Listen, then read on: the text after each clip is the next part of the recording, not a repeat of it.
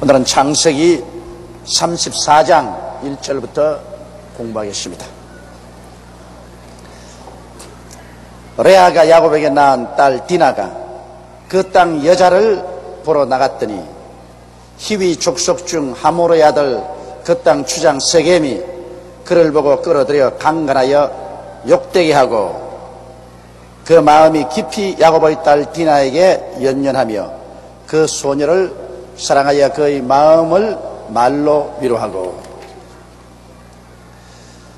이 사람이 한평생 살면서 편안하게 살면 좋겠는데 인생살이가 그렇게 편안하지가 않습니다. 기구한 일들이 많이 다가옵니다. 야곱의 한평생도 사실 거칠고 험한 삶을 살아갑니다. 겨우 외아저씨를 피하고 분노해서 죽이려고 하는 형과 화목을 하고, 그래서 모처럼 고향 산천을 찾아왔는데 또 이 웬 말입니까? 이 가정에 큰 불운이 다가온 것입니다. 여러분, 하나님께서 택하시고 기름을 부으신 야곱이지만은 반드시 하나님이 택하시고 기름 부었다고 해서 환난과 시험이 안 다가온다는 법은 없습니다. 하나님이 택하시고 기름을 부어도 우리가 할 일은 우리가 아주 조심을 해야 됩니다. 우리가 조심하지 아니하면 여러 가지 시험과 환난에 떨어질 수가 있습니다. 여러분, 아무리 하나님이 택하시고 기름 부으신 사람이라도 내가 밥 안 먹겠다, 내가 택하시고 기름 부음 받았는데 내가 밥 먹을 거 뭐냐, 밥 안 먹어도 살지, 그러고 있으면은 사나요? 굶어 죽습니다. 그러므로 사람이 할 수 있는 일은 하나님이 사람이 하기를 원합니다. 하나님이 하실 일은 사람이 하지 못할 일을 하나님이 해주시는 것입니다. 그 구분을 꼭 해야 됩니다. 예수 믿는다고 해서 자동차 핸들 잡고 까지 끝나는 예수 믿고 하나님이 내 편에 있으니까 마음대로 달려라, 그 까지 끝나고 악셀에다를 누르고 뛰고 난 다음 그러다가 사람을 치어 죽이기도 하고 혹은 한강 철교를 받아서 강물에 풍덩 빠지기도 하면서 하나님 이럴 수가 있습니까? 이럴 수가 있습니까? 그건 말이 안 됩니다. 말이 안 돼. 왜 자기가 핸들을 잡고 자기가 운전하면 자기가 조심해야지. 작년인가 미국 조지아주에서 큰 불행이 다가왔습니다. 미국의 플로리다의 윈터 헤이븐에 있는 제일 침례교회 중학교 학생들이 조지아주에 캠프를 갔습니다. 그래서 그 캠프 간 학생들을 차에 싣고 높은 산에 올라가 가지고서 그 다음 밑으로 이렇게 내려가는 길입니다. 그 버스 운전사가 그 어린아이들을 태웠으면 상당히 조심해야 될 것인데 그 내려가는 길이 굉장히 험합니다. 굉장히 험한데 그 험한 길로 내려가지 않고 평탄한 길로 가면은 좀 더 돌아서 시간이 걸립니다. 그러나 이 험한 길로 내려가면은 시간이 단축되고 길을 지려가려고 했습니다. 그런데 이 버스 운전사가 그 어린애들을 많이 태웠었으면 튼튼한 다리도 두들겨 가야 될 것인데 자기 운전만 믿고 그 급경사의 험한 길 굽이굽이 친 낭떠러지 길로 그냥 내리가십니다. 그런데 차가 막 달려나가는데 브레이크를 밟아보니까 브레이크가 터졌습니다. 애들은 차에 가득 싣고 차가 브레이크가 파열이 됐는데 그 내리막길 벼랑 사이를 고발한 길을 막 고개를 하고 가다가 결코 벼랑에 공두박질하고 떨어졌습니다. 그래서 그 꽃다운 애들을 데리고 100척 가까운 벼랑에 떨어져서 차가 내리뒹굴었으니 뭐 어떻겠습니까? 그 결과로 어린아이 하나는 죽고 하나는 목이 부러져서 전신마비가 되고 다른 애들은 모두 다리가 부러지고 폐가 구멍이 뚫리고 수족이 떨어져 나가고 처참한 결과를 했습니다. 그래서 그 부모님들이 교회에 모여가지고서 통곡을 하고 울고 그것이 미국 전국의 센세이션을 일으켰습니다. 그런데 그때 질문한 질문이 있습니다. 왜 하나님이 살아계시면 그 버스가 벼랑에 뒹구는 것을 막아주지 못했는가? 하나님이 살아계시면 왜 그를 지켜주지 못했는가? 그 굉장한 퀘션을 붙였습니다. 여러분, 자식을 잃은 부모들이야 그 질문을 안 할 수가 있겠습니까? 그러나 한 가지 꼭 알 것은 하나님이 하실 일은 하나님이 반드시 하십니다. 그러나 사람의 할 일을 하나님이 대신해 주지는 않습니다. 그 버스 핸들을 잡은 운전기사는 운전기사인 만큼 자기가 할 일을 해야 돼요. 적어도 그 많은 학생을 데리고 간다면 브레이크가 파열이 되냐 안 되는지 검사도 해봐야 될 것입니다. 그리고 평탄한 길을 찾아서 운전을 하고 가야 됐을 것입니다. 사람이 자기 할 일을 안 하고 난 다음에 큰 파탄 이런 것을 하나님께 책임질 수는 없습니다. 그러나 그 많은 애들을 싣고 그 높은 벼락에서 뒹굴었는데 그래도 한 사람의 생명밖에 죽지 않았다는 것은 기적 중의 기적이었습니다. 사람으로 할 수 없는 일에 대해서는 하나님이 그만큼 지켜주신 것입니다. 그러므로 이 일을 우리가 늘 기억해야 합니다. 마리아와 마르다가 죽어서 나흘 뒤에 썩은 냄새가 난 오라버지 무덤에 왔을 때 그 무덤의 돌을 옮겨 놓는 것은 마리아와 마르다가 할 수 있는 문제이기 때문에 예수님이 안 도와주시죠. 돌을 옮겨 놓아라. 돌을 옮겨 놓는 것은 사람이 할 수 있는 것이니 그건 하나님이 안 도와주시죠. 그 마리아와 마르다가 둘이가 달라들어서 그 돈을 있는 힘을 다해서 밀고 땡기고 해서 옮겨 놓았었죠. 무덤 문이 열리자 썩은 냄새가 무덤 문에서 확 났습니다. 죽은 나사로를 살리는 것은 절대로 인간으로 못해요. 그건 하나님이 해야 돼요. 그러니까 예수님께서 그 무덤 문 앞으로 나타나서 나사로야 나오라고 함쳤고 나사로가 수의를 입은 채로 살아서 걸어 나왔습니다. 사람이 할 수 있는 일은 하나님이 안 하십니다. 그러나 사람이 못하는 일은 하나님이 하십니다. 오늘 이 성경을 읽으면서도 왜 디나가 강간을 당하는 것을 하나님이 막아주지 못했냐? 야곱은 하나님의 택한 분이요 이스라엘의 조상이 아닌가? 그런데도 불구하고 야곱의 딸 디나가 나가서 강간을 당해도 왜 하나님이 지켜주지 아니하시는가?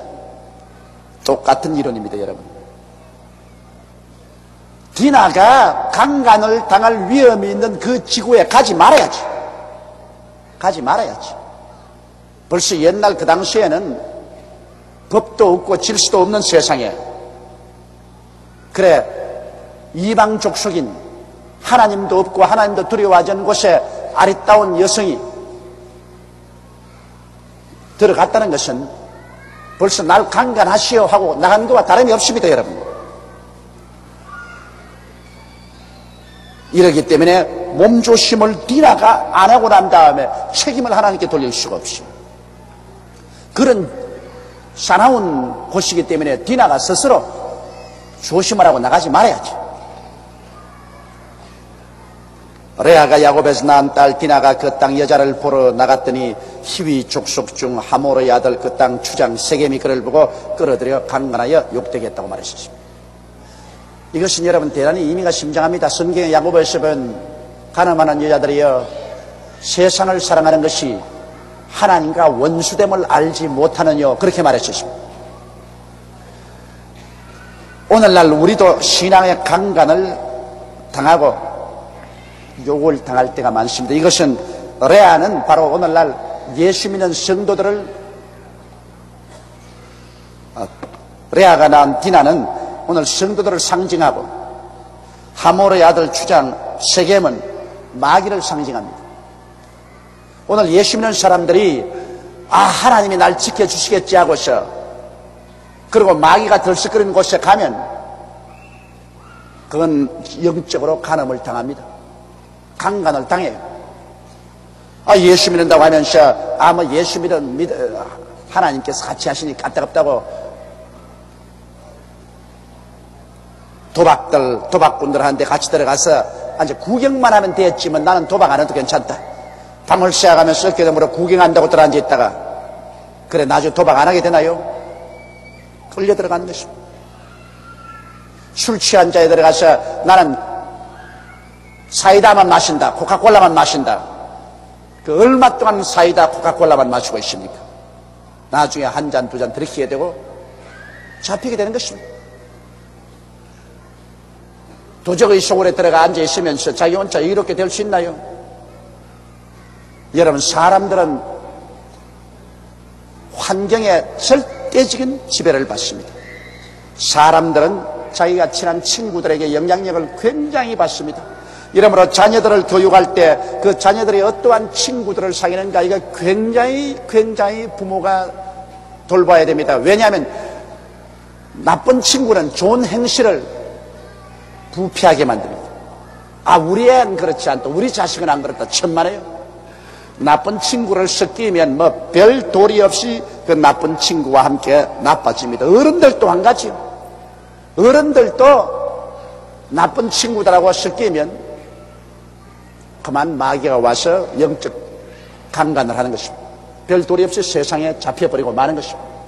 사람은 환경과 친구의 지배를 절대로 피할 수가 없습니다. 이러기 때문에 예수 믿는 사람 말세에 모이기를 힘쓰라는 것은 말세에 하도 세상이 흉악하고 죄악이 관영한지라 예수 믿는 사람이 신앙을 견지하고 신앙의 불이 활활 타기 위해서는 자꾸 하나님을 찬미하고 그리스도를 믿고 하나님 말씀을 사랑하는 사람들이 같이 모여가지고 그래서 서로 찬송 부르고 기도하고 말씀 나누고 전도하는 일을 같이 하면 이것이 서로 도움이 되어가지고서 우리 신앙이 견지되는 것입니다. 이러므로 교회도 모이기를 피하지 말고 구역회 모이기도 피하지 말고 가족들이 모여서 예배드리는 것도 피하지 말고 이렇게 자꾸 모여야 좋은 영향력을 서로 주고받으면서 우리가 그리스도의 신앙 가운데 굳세게 지킴을 받을 수가 있는 것입니다.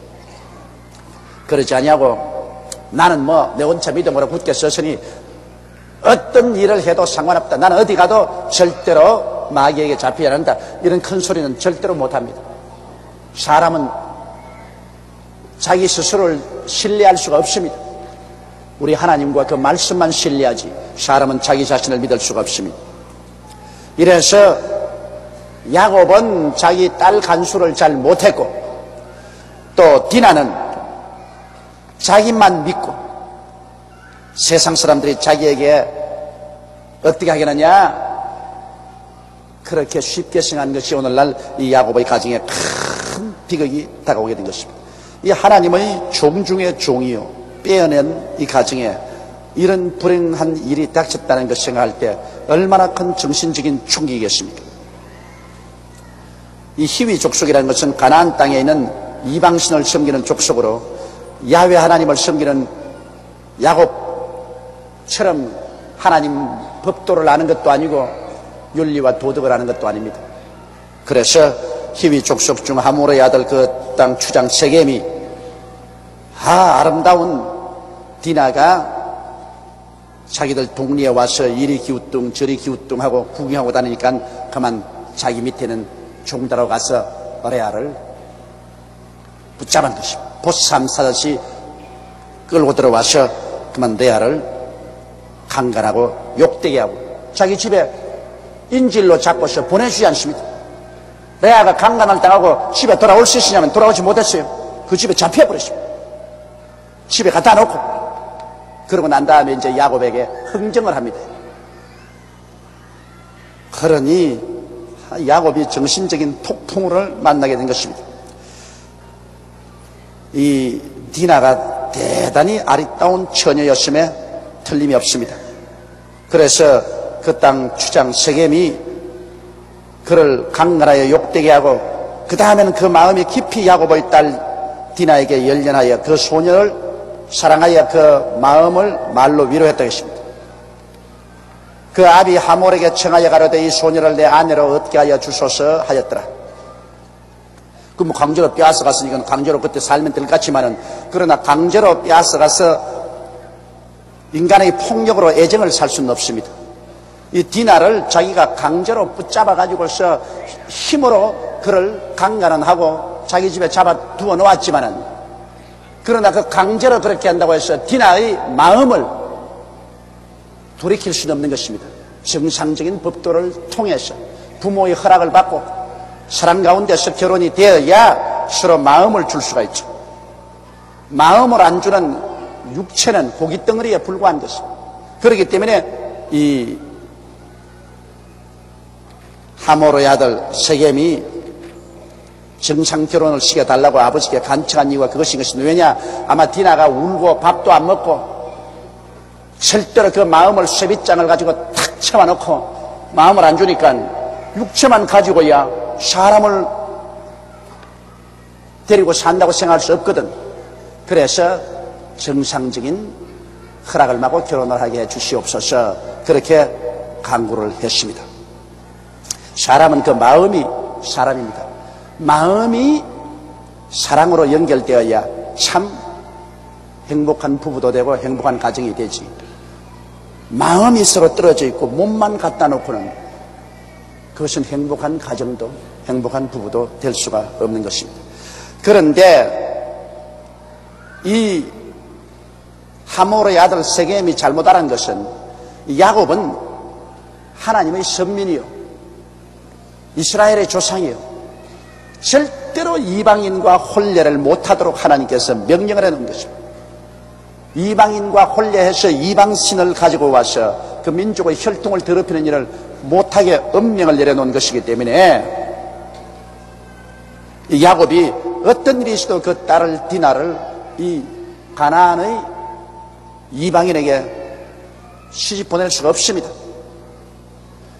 야곱이 그 딸 디나를 그가 더럽혔다 함을 들었으나 자기 아들들이 들에서 목축함으로 그들이 돌아오기까지 잠잠하였고, 12아들이 있지만 아들들이 다 들에 나가서 짐승을 먹입니다. 그런데 한 번씩 이 풀이 많이 있는 곳에 짐승을 끌고 가면 그곳에 천막을 치고 일주일이고 한 달이고 머물면서 짐승을 먹입니다. 집에 들어왔다가 나갔다 할 수 없는 것은, 여러분 이 중동에 가보면 알지만 좀처럼 풀이 많은 처소를 얻기 힘듭니다. 그러므로 풀을 찾아서 몇십 리 몇백 리로 짐승을 끌고 갑니다. 그렇기 때문에 하루 짐승을 불떠들이고 저녁에 돌아오고 하지를 못해요. 그래서 아들들이 짐승떼를 데리고 목축을 하러 나갔는데 딸이 이런 봉변을 당했으니까 야곱이 입을 다물고 있습니다. 이제 야곱 나이도 많고 자기 혼 젖지할 도리가 없습니다. 아들들이 돌아올 때까지 기다릴 수밖에 없습니다. 그런데 딸을 돌려주면 좋겠는데 참 고약하지요.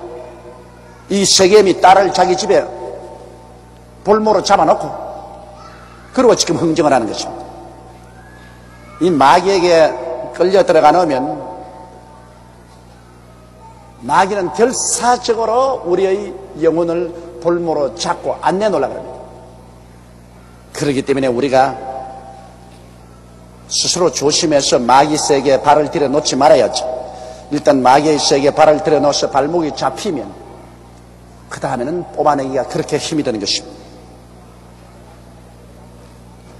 세겜의 아비 하몰은 야곱에게 말하러 왔으며 야곱의 아들들은 들에서 이를 듣고 돌아와서 사람이 근심하고 심히 노하였으니 이는 세겜이 야곱의 딸을 강간하여 이스라엘에게 부끄러운 일 곧 행치 못할 일을 행하였습니다. 자, 한머리에 이제 세겜의 아비 하몰은 야곱에게 와서 우리 서로 사돈되자, 그래서 당신의 딸을 내 아들에게 주세요 간청을 하고 있고, 이제 야곱은 이 말을 들에서 목축한 아들들에게 전하니까 아들들은 들에서 이를 듣고 돌아와서 마음에 염려하고 심히 노했습니다. 그 분통이 터질 것 아닙니까? 세상에 이런 일이 어디 있나? 어디에 남의 동생을 강제로 잡아다가 추행을 하고 그리고 볼모로 집에 잡아놓고 난 다음에 흥정을 하든 이런 법이 있느냐? 굉장히 분노했었습니다. 그래서 그들은 이 가나안 땅에 들어와서 비로소 이 가정에 큰 근심과 분노가 들어왔습니다. 예수 믿는 사람의 일평생 살아가는 동안 언제나 평탄하고 좋지는 않습니다. 그러나 여러분, 어려운 일을 당할 때라도 우리 예수 믿는 사람들은 인간의 힘으로 해결하지 못할 때 하나님께 부르짖어 기도하면 하나님이 문제 해답을 허락하여 주시는 것입니다. 그래서 여기 성경에는 이들이 기도했다는 말은 없지만 내가 틀림없이 볼 때 야곱과 그 아들들이 와서 모여서 집에서 기도했을 것이 틀림없습니다. 예수 믿는 사람, 하나님을 경외하는 사람이 문제를 당했을 때 어떻게 기도하지 않을 것입니다. 그래 그들은 모여가지고서 하나님께 부르짖어 기도했고 문제 해답은 하나님이 주셨습니다. 사람이 잘못해서 문제에 걸릴 때, 인간의 힘으로 해결 방책을 모를 때 그들이 하나님께 부르짖어 기도하면 하나님이 문제의 해결 방책을 주신 것입니다. 역시 이 야곱의 가정에도 이 큰 비극이 다가왔는데 그러나 하나님께서 그들에게 지혜를 주셨습니다. 여러분, 이 세상의 문제의 해결은 지혜입니다. 그러므로 하나님께서 너에게 지혜가 부족하거든 꾸짖지 아니하시고 후히 주시는 하나님께 구하라 그래야만 그가 주시랬습니다. 이 세상에 지식보다도 지혜가 더 낫습니다. 지식은 아무리 있어도 지식만 가지고는 문제 해결이 안 돼요. 지혜가 있어야 지식을 사용해서 문제를 해결하는데 이 지혜는 하나님이 주십니다. 우리 예수 믿는 사람에게는 이 하나님의 말씀도 하나님의 지혜요. 우리가 기도할 때 성령이 오셔서 우리 마음속에 지혜를 주십니다. 이러므로 하나님이 담대하게 나를 믿는 백성은 머리가 되고 꼴이 되지 않고 위에 있고 아래 내려가지 않고 남에게 구워줄지라도 꾸지 않을 것이라고 말한 것은 왜냐? 하나님이 주의 백성들에게는 하나님이 지혜를 주시겠기 때문인 것입니다. 여러분, 이 세상에서 하나님께로부터 지혜를 받으면 지혜 없는 자와 지혜 있는 자가 서로 경쟁을 하면 지혜 있는 자가 월등하게 이겨버리는 것입니다. 지식은 학교에서 배울 수가 있어요. 수학교, 국민학교, 중학교, 고등학교, 대학원, 연구실에서 지식을 넣을 수 있습니다. 그러나 지식을 사용해서 문제를 해결하고 우리의 삶을 행복하게 하는 것은 지혜입니다. 지혜는 학교에서 못 얻습니다. 지혜는 태어날 때부터 부모에게서 받아서 태어나든지 안 그러면 예수 믿고 성령으로 말미암아 하나님께로부터 지혜를 얻든지 안 그러면 나이가 많아서 인생 경험을 통해서 경험에 입각해서 지혜를 얻든지 그런 길밖에 없습니다. 인생을 살다 보니까 이제 40년 50년 살아보니까 경험을 통해서 지혜를 알아요. 그래서 젊은이들 보고서 너 이렇게 하지 마라. 내가 너보다 밥을 먹어도 한 그릇 더 많이 먹었고 나이를 먹어도 많이 먹었는데 내가 살아온 경륜을 통해서 보니 이렇더라. 내 말대로 해라. 안 하면 너 실패한다. 이것은 나이를 먹고 경험해서 얻은 지혜인 것입니다. 그 이외에는 벌써 태어날 때부터 지혜가 결정이 돼요. 자식들 낳아보면요, 똑같은 자식인데 아주 지혜가 있어 눈이 반짝반짝반짝하고 무슨 말을 다 착착착착 알아듣고서 하는 자식이나 하면 멍청하니 해가지고서 부모가 한 마리 말해도 동이라하면 서로 가고 서락하면 동으로 가고 청개구리 같은 신앙을 행동을 하는 자식도 있어요. 가슴을 칩니다. 왜 다 같은 부모 속에서 나왔는데 얘는 이렇게 지혜롭고 얘는 왜 이 멍청이가 나왔노? 그래도 어찌할 도리가 없어. 태어날 때부터 벌써 지혜 있는 자와 지혜 없는 자가 분별이 돼요.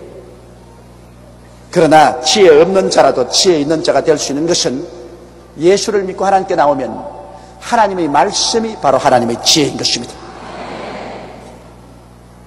그래서 다윗은 말하기를 내가 야훼 하나님의 율법을 알므로 나보다 나이가 많으신 보다 지혜가 더 많아졌다고 했어. 그러므로 성경을 열심히 읽고 공부하면 성경이 우리를 지혜롭게 합니다. 왜냐하면 성경은 하나님의 지혜이기 때문에 이 성경 말씀이 우리 마음속에 지혜롭게 만들어주는 것입니다. 그리고 하나님의 성령이 오셔서 우리에게 지혜의 선물을 주십니다. 우리가 하나님께 구하면 우리에게 하나님이 위에서부터 지혜를 주셔서 문제에 대한 해답을 주시는 것입니다. 이렇기 때문에 인류 역사를 통해서 가만히 보면 기독교의 복음이 들어간 나라가 언제나 앞서버렸습니다. 기독교 복음이 팔레스타인에서 로마에서 구라파 대륙으로 영국으로 미국으로 이렇게 지나갔는데 예수 그리스도의 복음이 스쳐 지나간 나라마다 모두 다 문명국으로 변화됐습니다. 그것은 성령으로 말미암아 거듭나자 하늘에서부터 지혜가 왔습니다. 그 지혜를 통해서 인생과 자연의 문제를 척척척척 해결해 나가니까 문명국이 될 수밖에 있나요? 100년 전 그리스도의 복음이 우리나라에 들어오기 전에는 우리나라가 이렇게 개발되지 않았었습니다. 우리 건세사는 수치와 곤욕으로 얼룩진 삶입니다. 그러나 100년 전에 그리스도의 복음이 들어오고 난 다음에 한국은 새로운 문물이 한국에 들어오고 개화가 되고 새로운 교육이 들어오고 6.25 사변 난 이후로부터 복음이 온 우리 한국 전국에 꽃피기 시작 1천만의 성도가 생겨난 이후로부터 시작해서 눈부시게 성장합니다. 왜냐? 하나님께서 한국 사람에게 지혜를 부어주시기 때문인 것입니다.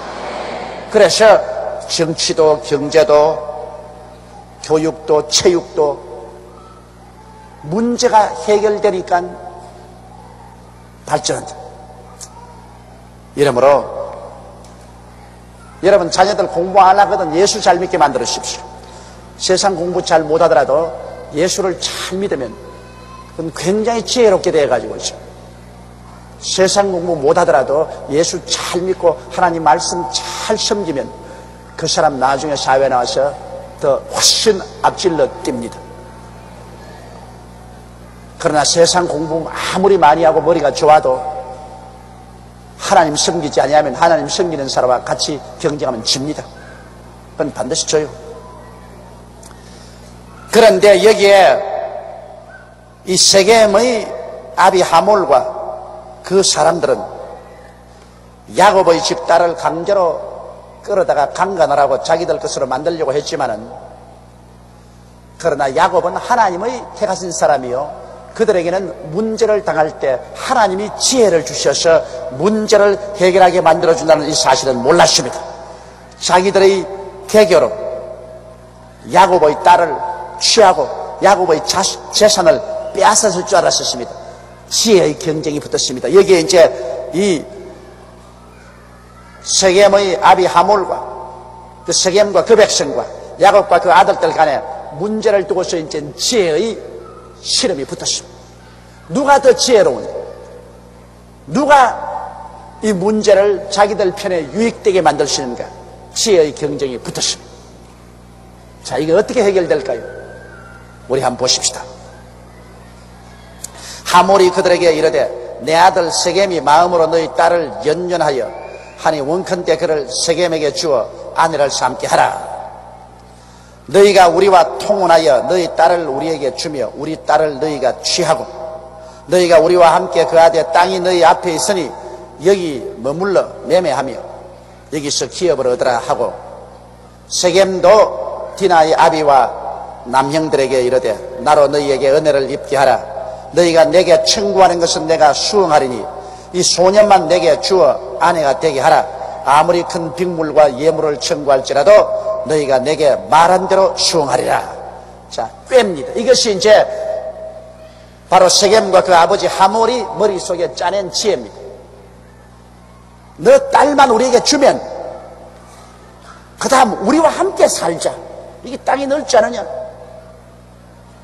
뭘 너희들 목축한다고 풀을 따라서 산을 넘고 들을 건너 방황하는 생활을 할 필요가 있느냐? 목축업이란 방황하는 생활입니다.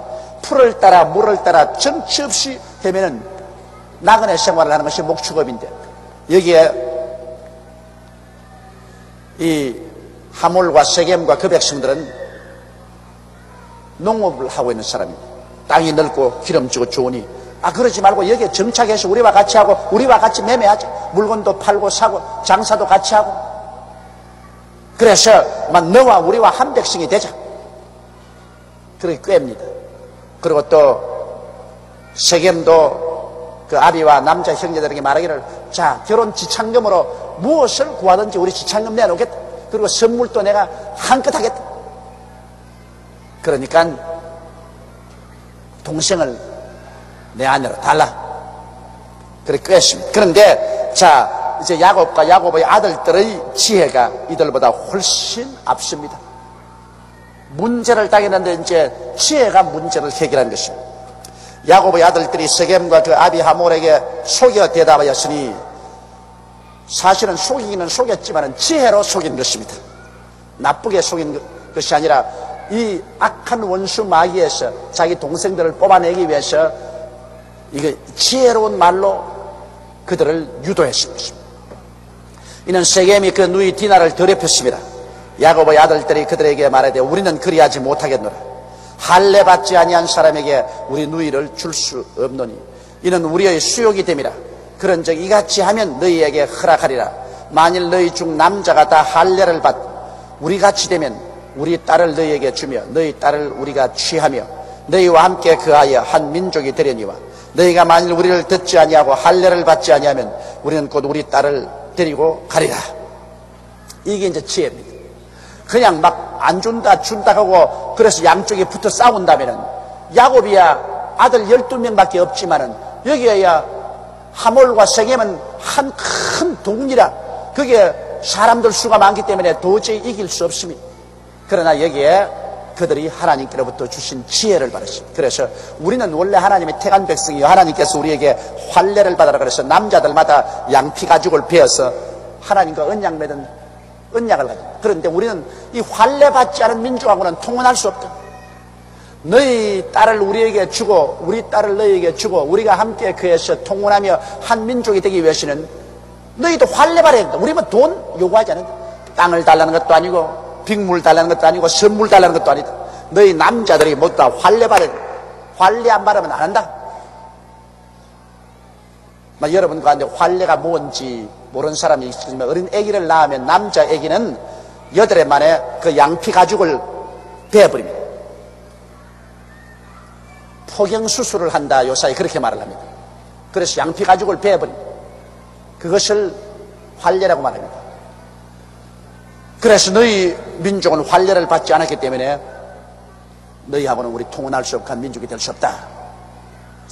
그 왜 그런 꾀를 내냐면 여러분 할례를 베풀어 놓으면 사흘째가 되면은 그 뱀 자죽이 전부 흘러가지고서 아파서 걸음도 못 걸어요. 요 사이 같으면 무슨 마이싱이나 먹지만은 그때는 마이싱도 없고 그냥 맨 생살을 양피 가죽을 슥슥 칼로서 베었으니 그게 한 사흘 때는 전부 부어가지고서 걸음도 이렇게 걸어요. 바로 걸을 수가 없어.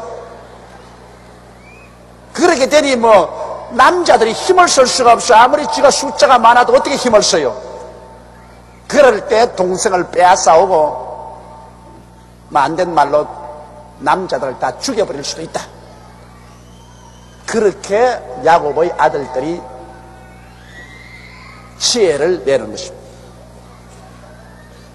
근데 그 야곱의 아들들이 할례 받으면 우리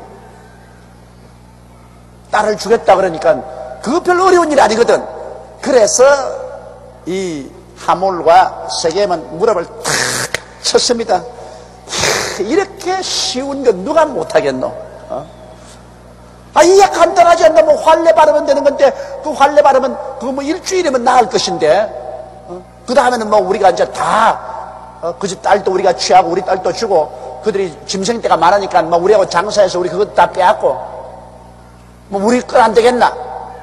그래서 좋다고 했었습니다. 그러나 여기 보십시오. 하나님의 지혜와 마귀의 지혜는 결국 서로 붙으면 하나님의 지혜가 이깁니다. 이 마귀의 지혜를 가지고서 꿰려고 했는데 그보다 한 수 더 높은 지혜를 가지고서 야곱의 아들들이 이 하몰과 세겜과 그 백성을 꿰었습니다. 그들의 이 말을 하몰과 그 아들 세겜이 좋게 여기므로 이 소년이 그 일 행하기를 지체치 아니하였으니 그가 야곱의 딸을 사랑함이며 그는 그 아비 집에 가장 존귀함이라. 하몰과 그 아들 세겜이 성문에 이르러 그 고을 사람에게 말하여 가로되 이 사람들은 우리와 친목하고 이 땅은 넓어 그들을 용납할 만하니 그들로 여기서 거주하며 매매하게 하고 우리가 그들을 딸을 아내로 취하고 우리 딸들도 그들에게 주자. 그러나 우리 중에 모든 남자가 그들의 할례 바름같이 할례를 받아야 그 사람들이 우리와 함께 거하여 한 민족 되기를 허락할 것이라. 그리하면 그들의 생축과 재산과 그 모든 짐승이 우리의 소유가 되지 않겠느냐. 다만 그 말대로 하자. 그리하면 그들이 우리와 함께 거하리라.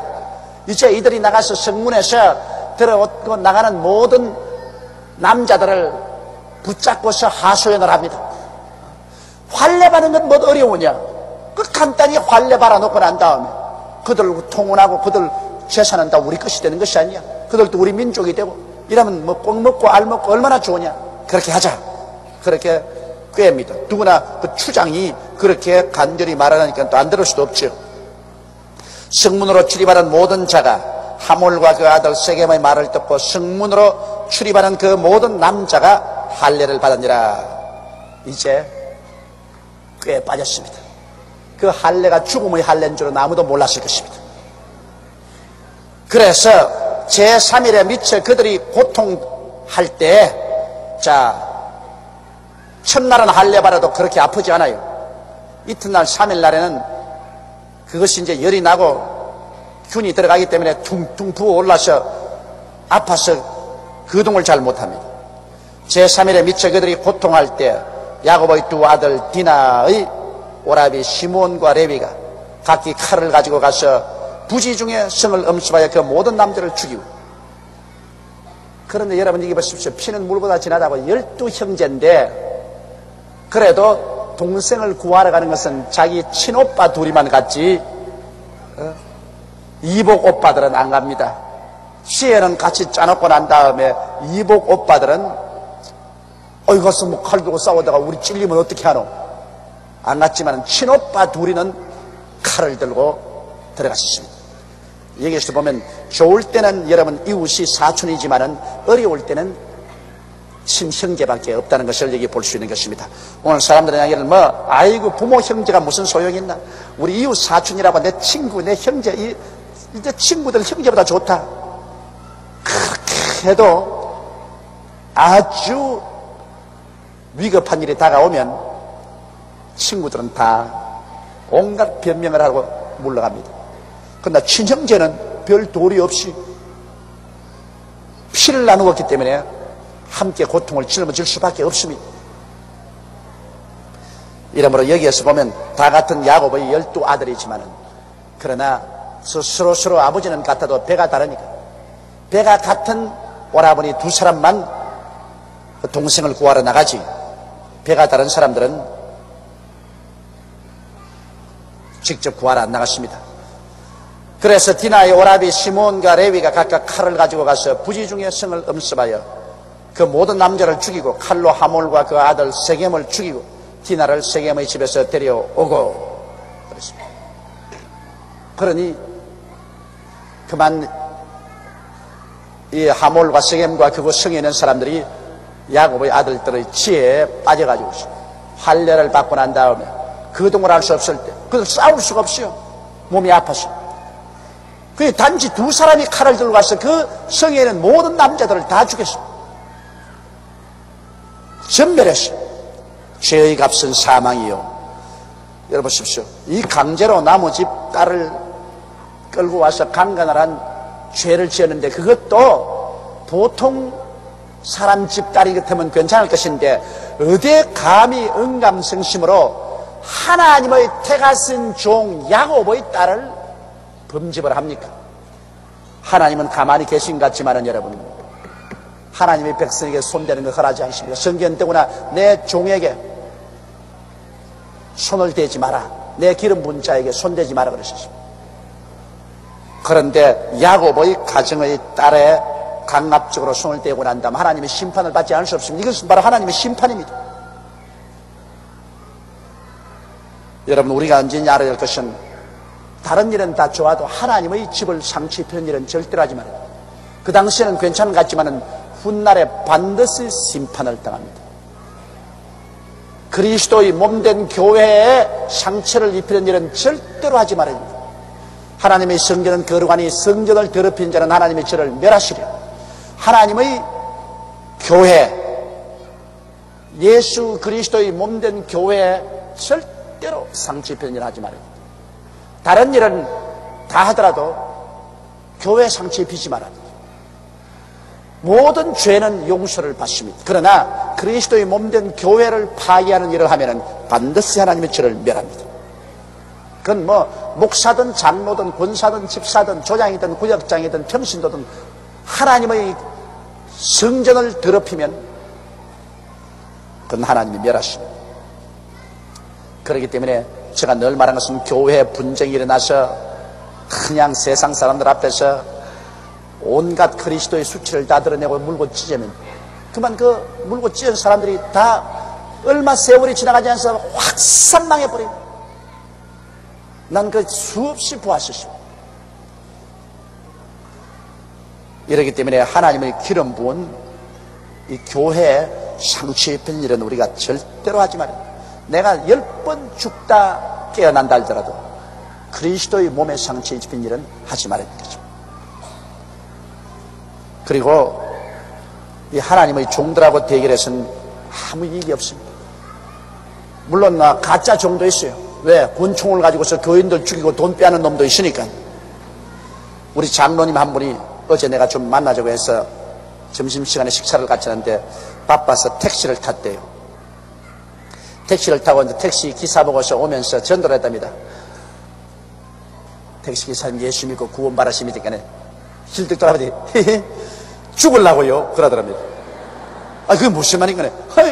교회에 가니까 뭐 권총을 피아노에 숨겨놓았다가 오는 사람 쏘아 죽이고 난 다음에 돈을 빼앗고 토막스치를 목사가 내려고 그러는데 아이 그런 놈의 교회를 어떻게 갑니까? 그래 장로님이 하신 말씀이 아예 얼굴이 확 흔들어서 말이 안 나오더랍니다. 그래서 자기네 말이 우리 여의도 순복음교회 조용기 목사는 사람 안 죽입니다 그랬답니다. 엉겹결에 급해가지고서 우리 조용기 목사는 사람 살리지 안 죽입니다. 진짜요? 그러더랍니다. 요사이 참 너무 이 가짜 목사가 많아서 창피해서 정말 얼굴을 들 수 없어요. 왜냐하면 너무 엉터리 신학교가 많이 생겨가지고서 주의 좀 남발을 합니다. 하나님이 부르시지도 아니했는데 직업적으로 세상에 돈벌이 해먹는 것보다는 교회를 통해서 돈벌이 해먹는 것이 좋다.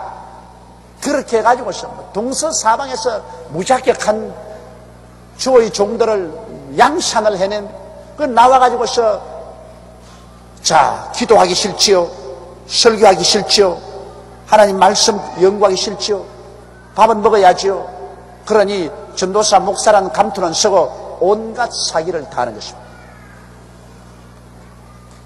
요사이 더구나 참 창피한 것은 교회를 팔고 사고 하는 일을 많이 합니다.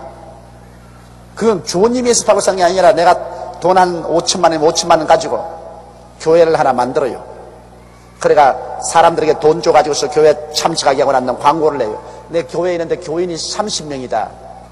교회를 양도하겠다. 그러면 또 급한 사람이 교회 시작하려고 오는데 자기가 개척하기는 어렵고 하니까 와서 얼마요 이 교회?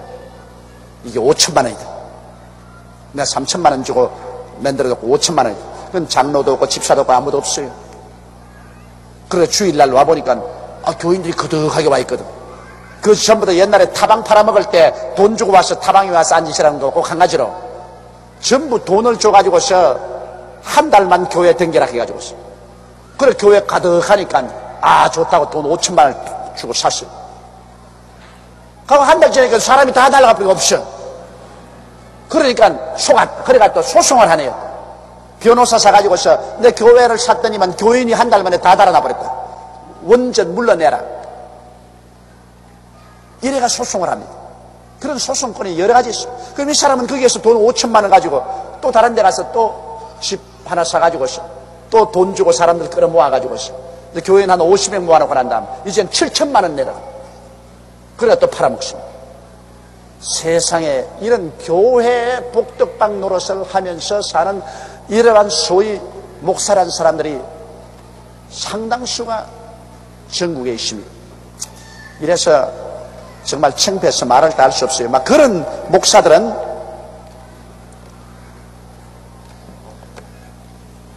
하나님이 보내신 사람이 아니요 사탄의 사자이기 때문에 손을 대어도 상관이 없을 겁니다. 그러나 진짜로 하나님이 부르셔서 하나님이 기름 부어서 보낸 사람은 하나님의 사자이기 때문에 하나님의 사자는 손대면은 반드시 하나님께 징계를 받습니다.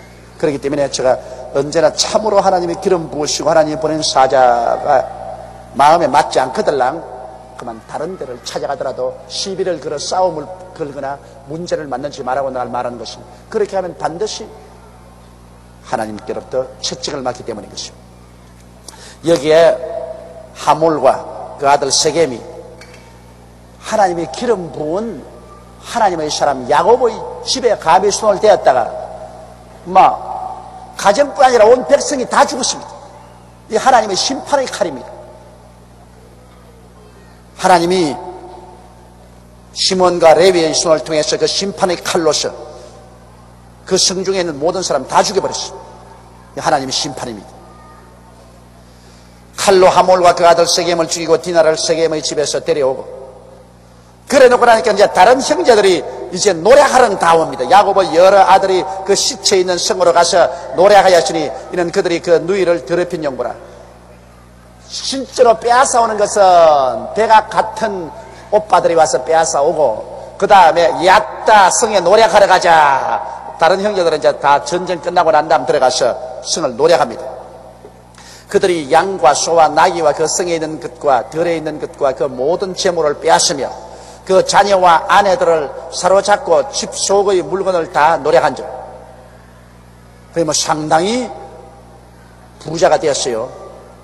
거기는 재산 다 빼앗고 그 다음 그 위에는 처자들은 다 잡아다가 다 종으로 삼았습니다. 종들이 다 되고 그렇게 했습니다.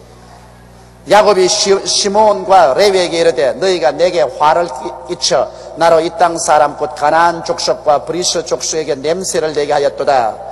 나는 수가 적은즉 그들이 모여 나를 치고 나를 죽이리니 그리하면 나와 내 집이 멸망하리라. 그들이 가로되 그가 우리 누이를 창녀같이 대우함이 가하니. 그런데 야곱은 걱정을 안 할 수가 없어요. 왜냐하면 자기는 수가 적은데 그 땅 가나안 족속의 한 성을 완전히 멸망시켜버렸으니까 가나안 사람들이 야 이거 안 되겠다. 야곱이란 사람이 12아들과 같이 와서 우리 가나안에 있는 한 성을 완전히 멸망시켰으니 우리 안 되겠다. 이를 치자. 이렇게 해서 함께 모여가지고서 달라들면 속절없이 다 죽었단 말입니다. 그러니 야곱으로서는 그런 걱정을 할 수밖에 없습니다. 그러나 야곱이 하나 알아야 될 것입니다. 야곱은 하늘과 땅을 지으신 하나님을 자기가 섬기고 있는데 하나님께서 야곱에게 약속을 하기를 이 땅을 너와 내 자손에게 영원히 상속으로 주겠다고 하셨으므로 하나님 말씀을 믿었으면 야곱이 담대해야 되겠는데 야곱이 역시 하나님의 기름 부은 종이면서도 가정에 큰 어려운 문제를 당하니까 믿음이 약해졌더라 그것입니다. 하나님의 약속의 말씀보다도 현실에 굉장히 두려워하고 걱정을 해서 레위와 시몬을 불러다가 크게 꾸짖었습니다. 이제 너희 때문에 우리 집안 다 망했다. 이제 이곳에 있는 족속들이 이 말을 듣고 연합해서 나를 치면 우린 다 죽었지 않느냐. 그러나 야곱이야말로 그 딸을 안 찾아올 수도 없고 또 이 모양으로 그들을 다 죽이고 찾아오니 또 그 땅에 거민들이 두렵고 전진도 후퇴도 할 수 없는 그러한 진퇴유혹에 빠진 것입니다. 자, 사람이 이렇게 마음에 고통스러워 괴로울 때는 어디를 찾아가야 됩니까? 한번 물어봅시다. 여러분이 가정에서 아주 문제가 생기고 고통스러워 괴로우면 어디를 찾아갑니까? 예? 교회로 찾아가지요. 참 잘하네. 그래서 야곱이 마음에 큰 환난을 가지니까 이 35절에 보면은 하나님께서 안 되겠다. 이 야곱이 신앙을 많이 잃었다. 이 여행을 하면서 교회 출석을 잘해내가지고서 야곱이 신앙이 많이 사라졌다. 도로 교회로 돌려야 되겠다. 이래서 우리 35장 조금만 더 공부하십시다. 하나님이 야곱에게 이르시되 일어나 베델로 올라가서 거기 거하며 내가 내 형 에서의 낯을 피하여 도망하던 때 내게 나타났던 하나님께 거기서 단을 쌓으라 하신지라. 자, 야곱이 마음에 염려와 근심이 됩니다. 이제 이 일을 어떻게 하노? 딸은 강간을 당했고 또 아들들은 가서 한 성에 있는 모든 족속을 다 칼로 다 죽였고 이래서 그 소문이 온 가나안 땅에 퍼짐에 이제는 아주 가나안 땅에 소문이 나빠져서 냄새를 풍기게 되면 이젠 죽는 사안이야. 큰 마음의 고민이 되어서 야곱이 안절부절하니까 하나님께서 야곱아 교회로 오너라, 베델로 오너라, 하나님의 집으로 오너라. 네가 너희 형의 낯을 피해서 외아저씨 집으로 도망을 갈 때 베델에서 돌베개하고 자다가 하늘 문이 열리고 사닥다리가 생기고 하늘에서 천사가 오르락 내리락 하는 것 보았지. 그곳에서 하나님께서 나는 너희 조부 아브라함 너희 아비 이삭의 하나님이니 내가 누운 이 땅을 너와 내 자신에게 주기라고 약속했지 않느냐. 벌써 잊었느냐. 그 교회 열심히 안 나오니까 네가 벌써 하나님 말씀을 잊어버렸지 않느냐. 그러므로 하나님 집 베델로 돌아오느라. 그곳에 와서 단을 쌓아라. 단을 쌓아라는 것은 그곳에 와서 기도하라는 것입니다. 이 단을 쌓는 것은 바로 그것에서 하나님 앞에 예배드리고 기도하는 것입니다.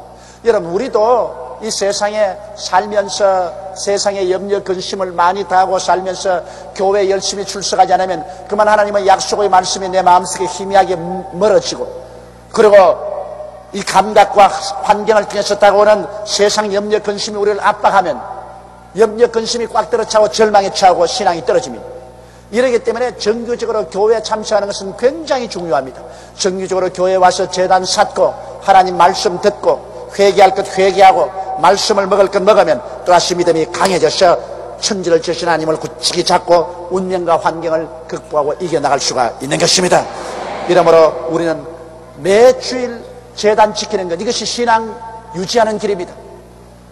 그리고 또 구역 예배도 가고 심히 마음이 어려울 때 기도원도 찾아가서 제단을 쌓고 하는 것 굉장히 중요합니다.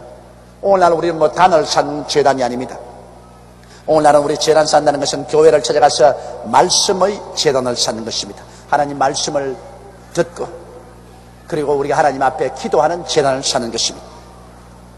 이러므로 하나님께서는 이 염려와 근심에 꽉 들어찬 이 야곱을 이제는 베델, 즉 하나님의 집으로 돌아오라.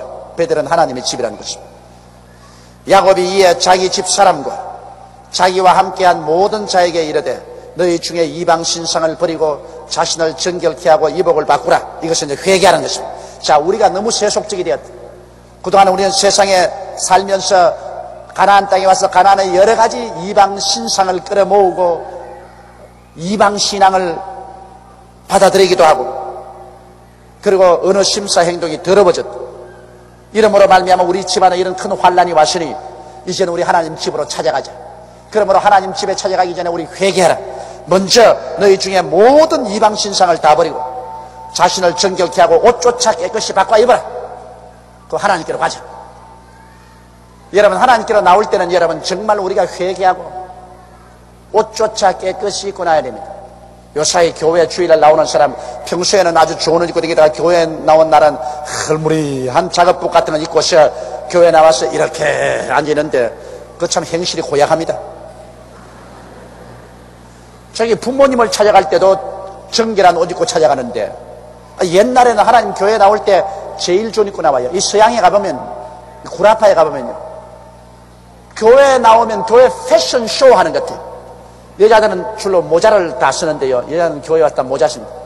교회 와 설교하려고 보면 막 이러던 모자들 쓰고 말이 앉았는데 남자들은 반드시 탁 정장하고 이 넥타이 매고 이렇게 앉아 있습니다. 이건 뭐 교회에 오면 굉장해요. 정장하고 넥타이 매고 여자들은 아주 성장을 하고 모자 탁.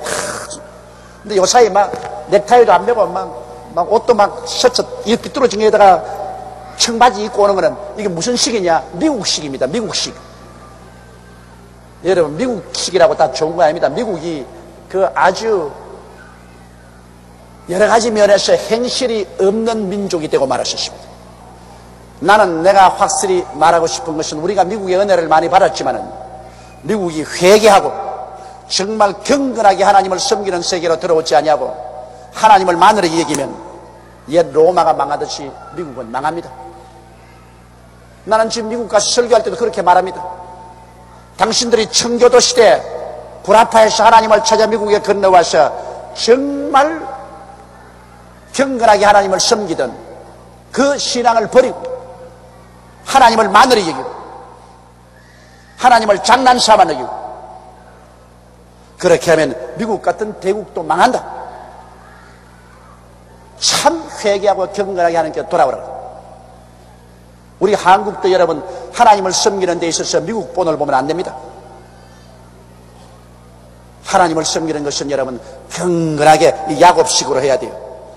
모든 세속을 버리고, 그리고 옷조차 빨아서 아주 정하게 정장을 하고 하나님 섬겨야죠. 주일 올 때 가장 좋은 옷 입고 오십시오. 여러분 주일 예배드리러 올 때 여러분 가장 좋은 옷을 주일날 입고, 주일날 입고 그 다음에는 입지 마세요. 딱 갖다 넣어놓으세요. 그 좋은 옷 자꾸 입으면 안 돼요. 주일 하나님 만나러 올 때는 제일 좋은 옷을 입고 가장 성장을 하고 와서 하나님께 예배드리고, 그 다음에 월요일부터 토요일까지는 마음대로 입으라고. 그건 마음대로, 그건 일하는데 편한 대로 입지. 하나님 앞에 나오는데 우리가 경건하게 나와야죠. 마음도 경건하게 하고 몸도 경건하게 해서 하나님 앞에 나와야 되겠습니다. 우리가 일어나 베델로 올라가자. 나의 환난 날에 내게 응답하시며 나의 가는 길에서 나와 함께 하신 하나님께 내가 거기서 단을 쌓으려 하노라. 자, 환난 때는 베델로 찾아가야 되는 거죠. 여기 야곱이 지금 환난을 당했습니다. 이제 가나안에서 살아날지 안 살아날지 모르는 그 위기에 처했습니다. 그럴 때가 하는 말에 내가 환난 날에 형에게 쫓겨서 목숨을 부지하기 위해서 도망칠 때, 그때 베델에서 내게 나타나서 내게 응답해 주신 그 하나님을 찾아가자. 베델로 찾아가자. 물론 하나님은 어느 곳이나 계시지. 그러나 하나님은 성전에서 우리를 만나 주시는 것입니다.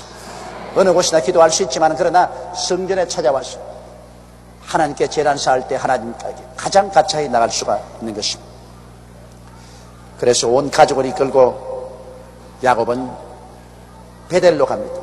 마음의 폭풍우를 안고 큰 슬픔이 가슴을 짓누릅니다. 그런 고통 가운데서 문제를 해결하기 위해서 그는 하나님의 집으로 찾아가는 것입니다.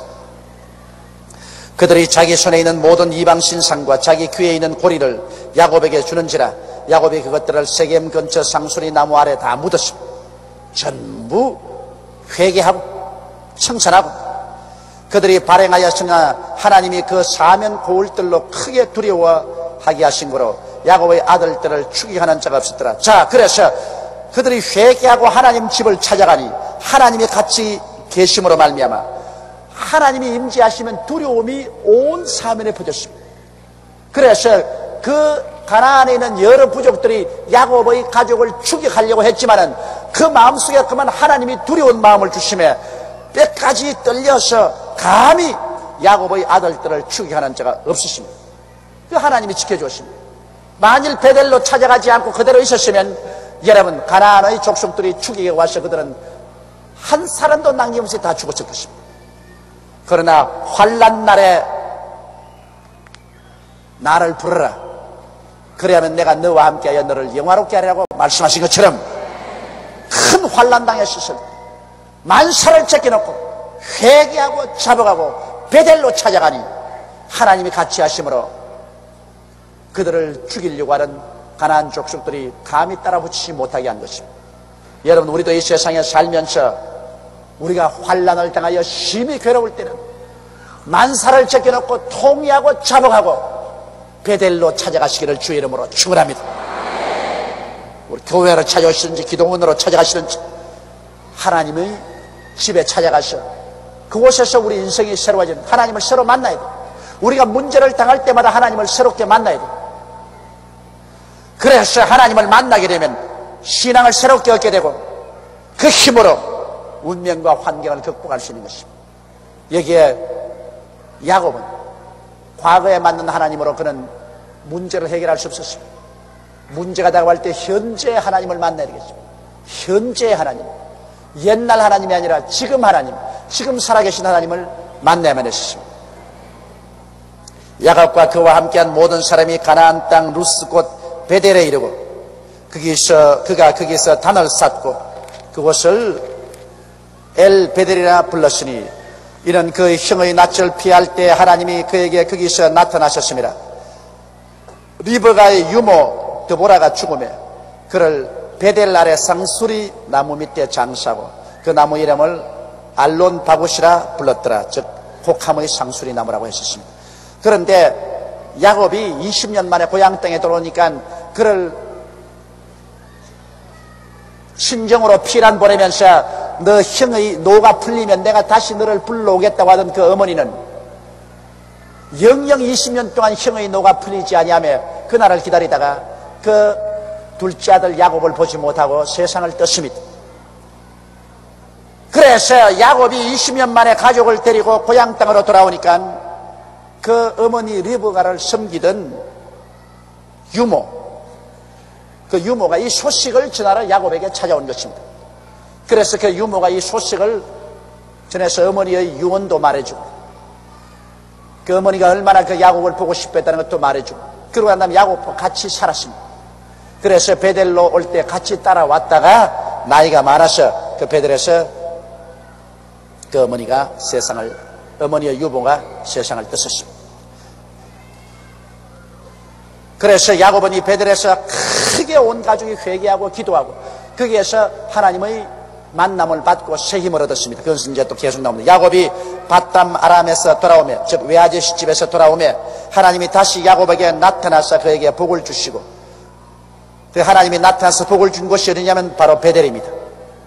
야곱에게 나타나서 그에게 복을 주시고 그에게 이르시되 내 이름이 야곱이다마는 내 이름을 다시는 야곱이라 부르지 않겠고 이스라엘이 내 이름이 되리라 하시고 그가 그 이름을 이스라엘이라 부르시고 그에게 이르시되 나는 전능한 하나님이니라 생육하며 번성하라 국민과 많은 국민이 내게서 나고 왕들이 내 허리에서 나오리라 내가 아브라함과 이삭에게 준 땅을 내게 주고 내가 내 후손에게도 그 땅을 주리라 하시고 하나님이 그와 말씀하시는 곳에서 그를 떠나 올라가는지라 야곱이 하나님의 자기와 말씀하시는 곳에 기둥꽃 돌기둥을 세우고 그 위에 전제물을 붓고 또 그 위에 기름을 붓고 하나님이 자기와 말씀하시는 곳의 이름을 베델이라 불렀더라. 보십시오.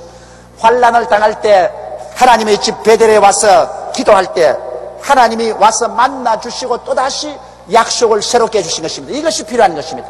우리가 하나님의 약속을 새롭게 마음에 받아야 됩니다. 구원은 한번 받지만은 그러나 이 구원받은 은혜가 새로워지고 또 새로워져야 되는 것입니다. 이러므로 우리는 세상의 속에 살면서 매 주일마다 교회에 와서 다시 신앙이 새로워져야 되는 것입니다. 또 우리가 매해 정월 초춘에는 기도원에 들어가서 사흘씩 금식기도 하고 나오는데 1년에 한 번씩 또 마음이 새로워집니다. 야곱은 비로소 그가 환난을 당해서 회개하고 베델에 돌아와서 하나님께 엎드리니 하나님께서 그 이름을 다시 한번 새롭게 해주시면 너는 야곱이다마는 이제는 이스라엘이다. 그리고 나는 너를 생육하고 번성해서 너에게 많은 국민이 내게 나오고 많은 왕이 너에게서 나올 것이다. 그리고 이 땅은 아브라함과 이삭에게 준 것 같이 내가 너와 내 후손에게 주린다. 그러니까 절대로 이방 사람들이 너를 쳐서 멸하지 않을 테니까 두려워 말고 무서워 말라. 강하고 담대하라. 이미 그 들은 말씀입니다. 20년 전에 그가 베델에서 들은 말씀인데 그것을 잃어버리고 야곱이 겁이 나서 전전긍긍하니까 하나님 베델에서 다시 와서 만나주시고 다시 한번 축복하시고 다시 한번 하나님의 말씀을 확인시켜 주신 것입니다. 그리고 하나님이 그 보내서 올라가십니다. 그때 여러분 눈에 보이는 하나님은 누구냐? 예수님이신 것입니다. 예수님이 육신을 입고 나오기 전에도 언제나 하나님으로 현현에 나왔습니다. 아버지는 영이시고 예수님은 아버지의 모습을 나타낸 보이는 몸을 가지고 계신 분인데 예수님이 동정녀 마리아를 통해서 육을 타고 나오기 전에도 주님은 여호와의 사자 혹은 하나님으로서 나타나신 것입니다. 바로 여기 나타나신 분은 예수님이신 것입니다. 예수님이 그에게 그 말씀을 하시고 그를 떠나 올라가셨습니다. 그래서 야곱이 그곳에 다시 한번 옛날처럼 돌을 놓고 그게 전제라는 것은 포도주나 이런 마시는 제사입니다. 포도주 같은 이런 전제를 붓고 그 다음에는 그게 기름을 붓고 다시 한번 이곳은 베델이다. 이건 하나님의 집이다. 그렇게 그가 불렀던 것입니다. 그래서 야곱은 그곳에서 부흥이 일어났습니다. 큰 마음의 부흥을 가졌습니다.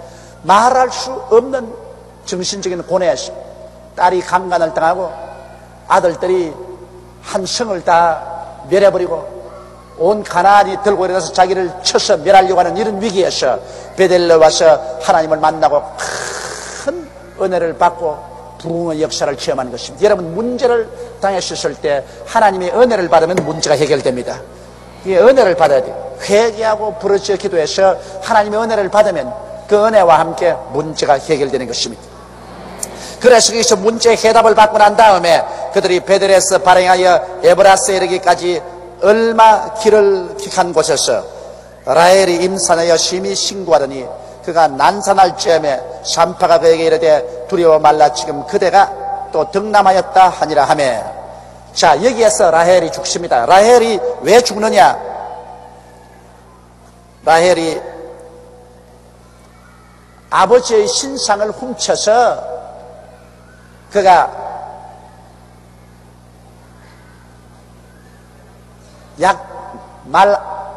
약대 안장에 올라 앉아가지고 그 밑에 숨겨놓고 안 훔쳤다고 그랬습니다.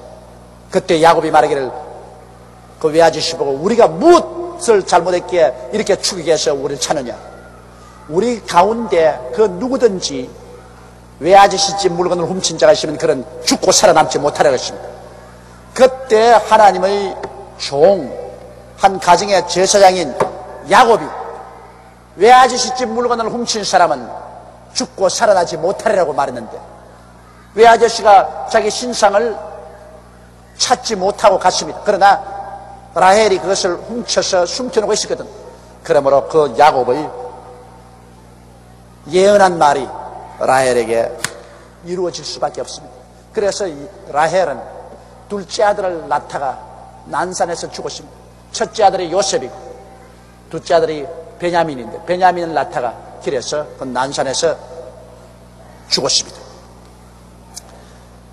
불쌍하죠. 아직 나이도 젊은데 야곱이 그렇게 사랑한 라헬이었는데 그만 죽었어요. 사랑을 너무 받을 것도 아니야.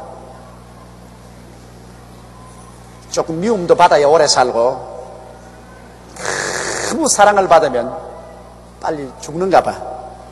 그렇다고 해서 여러분 대단히 사랑받는 사람 나도 죽을라 그렇게 생각하지 말고요. 그런 것 같다 그 말입니다. 이 라헬은 야곱에게 굉장한 사랑을 받았는데 그만 그가 어떻게 불행하게 야곱이 선언할 때 그것이 딱 자기에게 맞아떨어졌습니다. 그래서 그가 난산할 즈음에 산파가 그에게 이르되 두려워 말라 지금 그대가 또 득남하였느냐 하며 그가 죽기에 임하여 그 혼이 떠날려 할 때 아들의 이름을 베놈이라 불렀으니 슬픔의 아들입니다. 너무너무 고통을 당하고 죽으니까 죽으면서 그 아들의 이름을 베놈이라고 지었는데 그 아비가 그 이름을 베냐민이라 불렀더라. 오른손의 아들로 이름을 바꿨습니다. 베노미가 아니라 베냐민이라고 아버지가 이름을 바꾸어 불렀습니다.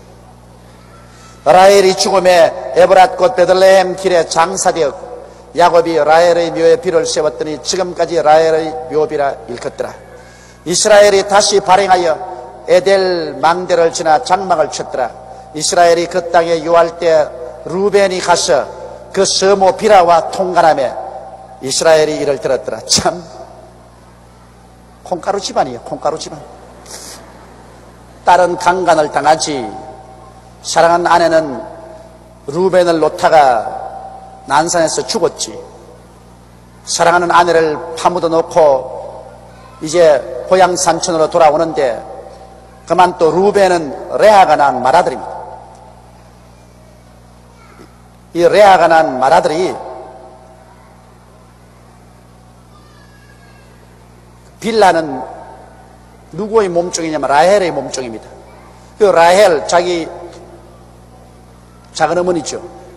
작은 어머니가 세상을 떠니까 그 라헬의 몸종 아버지의 첩인데 아버지의 첩에게 가서 통관했습니다. 이런 일이 있을 수가 있습니까? 주의 종의 가정에. 아무리 그래도 아버지의 첩인데 그래 아버지의 첩을 맏아들이 가가지고서 그를 통관했으니 이 콩가루 집안도 보통 콩가루 집안이 아니에요. 그러므로 여러분 우리 신앙의 조상인 아브라함도 가정적으로 볼 때 본받을 것 하나도 없고 이삭도 본받을 것 없고 야곱도 본받을 것 하나도 없어요. 아브라함의 하나님, 이삭의 하나님, 야곱의 하나님이 된 것은 하나님이 자비로워서 택해 줬기 때문에 그렇게 되었지 사람으로서 자랑할 것 아무것도 없습니다. 또 이런 것을 볼 때 우리에게 위로도 되는 것은 우리도 참 못났지만은 그래도 하나님이 우리 같은 사람도 버리지 않고 태가에서 구원해 주시는 것이 확실하다는 것을 알 수 있는 것입니다. 왜냐하면 아브라함이나 이삭이나 야곱이 우리보다 월등하게 위대한 인물 같으면 아유 그런 인물과 우리가 어떻게 비교할 수 있느냐, 우리 같은 사람 소망이 없다고 했지만은 실제 인물로 딱 치면 딱 깨놓고 말하지 우리가 낫지 못할 거가 있어요. 우리는 그래도 마누라는 안 팔아먹었으니까. 그러나 아브라함은 뭐 급하면 마누라도 시집 보내가지고 그 덕분으로 먹고 살기도 하고, 또 이삭도 아버지 닮아가지고서 자기 아내를 누이 동생이라고 또 칭하기도 했고, 야곱은 뭐 엉망이고, 야곱은 엉망입니다. 자기도 아내를 4사람 거느렸는데 가정에 큰 비극이 다가왔죠. 딸이 강간당했죠. 맏아들이 자기의 첩하고 통간했죠. 이런 여러 가지 슬픔이 있었습니다. 그럼에도 불구하고 야곱은 하나님을 믿고, 하나님은 그 여러 가지 시험과 환난 중에도 야곱을 버리지 않고 붙들어서 결국에는 이스라엘 12지팡의 조상이 되게 만들어 주신 것입니다. 많은 시련을 야곱이 겪었습니다만 그 시련 가운데 하나님께, 베델의 하나님께 은혜를 받고 그 하나님을 붙잡고 굳세게 살아가셨습니다. 아버지는 이렇게 신앙이 좋았는데 아들, 딸은 신앙이 별로 좋지 않았었어요. 그러니 자식은 겉을 낳지 속을 낳느냐, 정말 자식들에게 신앙 넣어주는 것 굉장히 힘이 듭니다. 믿음의 조상 야곱도 자기는 신앙을 유지했으나 아들들, 딸들에게는 신앙을 굳세게 넣어주지 못한 이런 슬픔도 체험했던 것입니다. 야곱의 아들은 12이라 레아의 소생은 야곱의 장자 루벤과 그 다음 시므온과 레위와 유다와 이사갈과 스불론이요, 라헬의 소생은 요셉과 베냐민이며 라헬의 여종 비라의 소생은 단과 납달리요, 레아의 여종 실바의 소생은 갓과 아셀이니 이들은 야곱의 아들들이요 바담 아람에서 그에게 낳은 자들아. 야곱이 기럇 아르바의 마므레로 가서 그 아비 이삭에게 이르렀으니 아버지에게 나갔습니다. 아버지가 곧 세상을 뜰 것이라고 생각했는데 20년 동안도 살아있어요. 기럇 아르바는 곧 아브라함과 이삭의 우구하던 헤브론이더라. 이삭의 나이 180세라. 아따 많이 살았죠. 이삭의 나이 180세라. 이삭이 나이 많고 늙어 기운이 지나매 죽어 자기 열조에게로 돌아가니 그 아들 에서와 야곱이 그를 장사하였더라.